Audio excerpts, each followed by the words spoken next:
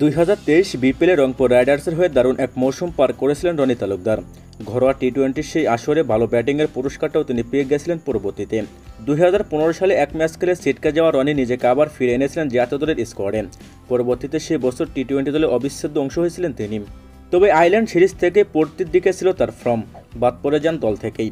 সেই রনি আচমকা জল্পনা উৎসে দিলেন বিশ্বকাপ চলাকালে। গতকাল মঙ্গলবার নিজের ফেসবুকে ছবি পোস্ট করে রনি জানান দিলেন বিশ্বকাপের ভেন্যু যুক্তরাষ্ট্রে যাচ্ছেন তিনি।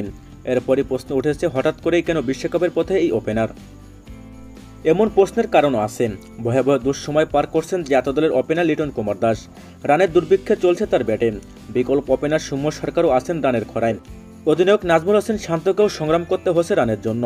এমন অবস্থায় রনিকে যুক্তরাষ্ট্রের ফিল্ড ধরতে দেখে কিছুটা অবাক আর আশাবাদী হয়েছিলেন অনেকেই। তবে রনি তালুকদার জানালেন যুক্তরাষ্ট্রে যাচ্ছেন নিশ্চয়ই ঘোরার উদ্দেশ্যে।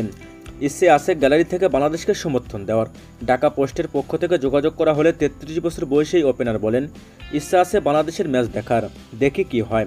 10 তারিখেরটা দক্ষিণ আফ্রিকার বিপক্ষে ম্যাচ দেখার ইচ্ছা আছে। জাতীয় দলের হয়ে রনি তালুকদারের পারফরমেন্স নেহায়েত মন্দ না।